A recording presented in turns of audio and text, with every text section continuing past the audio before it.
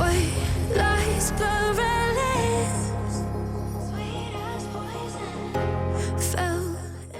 Hi, this is Stephen Goldman. Welcome back to New Dawn. In the last couple of videos, I talked about faith, and I told you a few stories, and you probably can see a consistent pattern from the stories about faith. That faith is born out of a relationship. Matter of fact, the best way to give the true definition of what faith is a heartfelt revelation that's born out of a relationship with God. And it's something that we actually can learn to grow in. You know, you've heard the saying that if you want to remove mountains, you got to start with moving molehills first. You start small and you build up, and so it's a part of your relationship. Even Abraham, the father of faith, according to the Bible, that it was through his relationship with God that his faith grew. David, same way. David talked about how he encouraged himself before he fought Goliath. His defense was, I've killed a bear and a lion in order to protect the sheep when I was a sheep herder. And he started out small to take on the giant, which for some of us, taking on a lion or bear might be worse than taking on Goliath. But if you read the story about Goliath, he was a very, very mean, big person to be taken on. And he took him on with a sling while he had no protection as far as a soldier. He went out just with a sling. But that was because of his confidence in God. But Abraham, when it talks about the idea through our relationship with God, we can see that from Abraham that it's about personal. It's growing out of our personal relationship. All of us got different needs. All of us got different things going on, and so for each one of us, it might be different ways that that faith is going to be extended or operated because of what we're experiencing in life. And then you're seeing that, with my stories about the radiator and about speaking about Niagara Falls. I kind of like to share a few more stories about that. One is that I have a scar from here to here, okay, to where it's been probably, I would say maybe 15 years ago that it happened. And I had a series of dreams. I had this, actually 3 times, I had this same dream, a little bit different, but each one had something that was the same in each one. There was a little ticker tape going across the bottom that said medical emergency. And something inside of me, I felt like I needed to go to the doctor, maybe talk to the doctor. The thing is, you might say, well, why didn't God just heal you? Well, the thing is, it's about where we're at in faith. You know what I mean?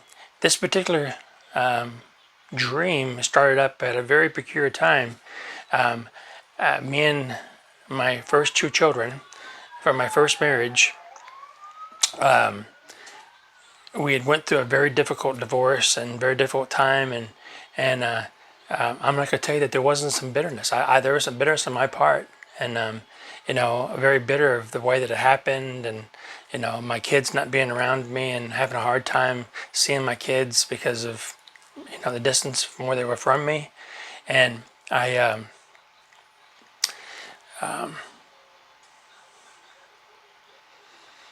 was with my kids one day, and as we were talking, my kids said, why do you hate Mom? And I looked at my kids, I said, I don't hate your mother. I was bitter from what happened, but when it really come down to it, but needing to say that. And something happened after I said that these dreams started happening. And sometimes we can hold things in from bitterness and different things. We can hold stuff inside of us that can cause us to be sick, can cause us to be attacked in ways. And it was after I said that I started having these dreams. So I went to the doctor, and I told my doctor, he's one of them doctors that sits back and just listens to you talk and writes stuff down. He really listens to his patients. That's a good doctor. You don't want a doctor so confident they don't listen to you. You want to find one that they are pretty much taking the information they got, but they want to listen to you to make sure they make the right decision about your health. Anyway, I went to him and started telling him what was going on. I told him about the dreams, and man, he didn't He didn't say anything like he didn't believe or anything like that. He just listened to me. And as we talked, he said, well, let's just go ahead and start running some tests. So I went to the hospital and started running some tests. And one of the tests I started off was upper and lower GI. Because I said, I really haven't had any pain or anything, but he said that would be a good place to start, your main cavity area. So anyway, we went in and did this lower and upper GI, and while I was doing it, you drink this chalky stuff, and I started to gag, and when I did, my stomach contracted, and when it did, they were able to see a tumor on the back side of my stomach, and so at first they were kind of like, well, you're at your age, we could probably, I think it was about 45, and they said we could probably wait for a while, it should be okay. By the time I got home, I got a phone call telling me that they wanted me to consult some doctors at Barnes's and have a scope go in and see if they could do a biopsy on it. Well, anyway, they did a scope, and even though I don't know how to say it, until they get the tumor itself, they don't really know how severe it is. So they knew that it was cancerous. They didn't know how bad. So I was told that that we needed to probably move it out as soon as possible. Now the thing is, Barnes wanted to actually take and put a thing in and suck it out, do a biopsy on it, and then if it was tumorous, go in and actually do what they would do. And that's the big thing I had to find out about, is that about 60% of doctors, maybe less now, are really scared of cancer. So if they find cancer, they will try to remove as much area as possible, even though sometimes they don't have to. And they can actually change the quality of life for people to do that. In my case, it would have been very severe. I'd had to cut away 75% of my stomach, and at that point, I would have, every time I ate, I would have actually been sweating and been in pain and been very uncomfortable. And so I got a surgeon who, he wasn't like that. He was what we talked about. We would go in and we take the tumor out, look around the area if it looks good, and just be checked out every year for 5 years, and in 5 years, went in and they got this tumor out right at the right time. If I had not went in, by the time this cancer, normally, in your stomach, it's hard to see this type of tumor. And by the time they would have found it, it would have spread it through all my organs. And they basically just gave you morphine and send you home, So my doctor, he was really amazed. And some doctors I've seen, actually like rub against my shoulder and say, man, you don't know how lucky you are. I said, no, I know how blessed I am. Because I listen to the voice of God. And see, that was even an act of faith. I was confident that God had warned me, and that nothing was going to happen. That I would go in that way, and everything would be okay at that point.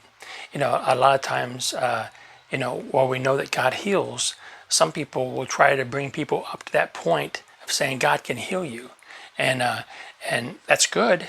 But the thing is, we need to actually talk to people. I think Kenneth Hagin talked about this in some speaking about faith, and Kenneth Hagin had told about how that you need to come to a person's level. You need to find out where their level of faith is and connect with them there, and that's what happened. God connected me with where I was at, and I've seen other miracles take place, but that particular situation had to go the way it did, and ever since then I've been clear, no problems whatsoever. But I was warned by a dream. You know what I mean? That's born out of relationship, and that's about each one of us has got a journey to walk, that we can actually see God, but God work in powerful ways. But we have to actually look to that. If all of it is for us is just going to church and feeling good about the things we do or don't do, or that's not what it's born out of. It's born out of us beginning to grow and begin to trust God. Like Jesus talked about, he talked about how we build our house, one building it upon the sand, one building it upon a solid foundation. And when the storms came and the winds blew, that determined whether the house fell or didn't fall, about where they built their foundation. But building takes time. It's not something that just happens instantly. It's something that takes time, but it also takes focus.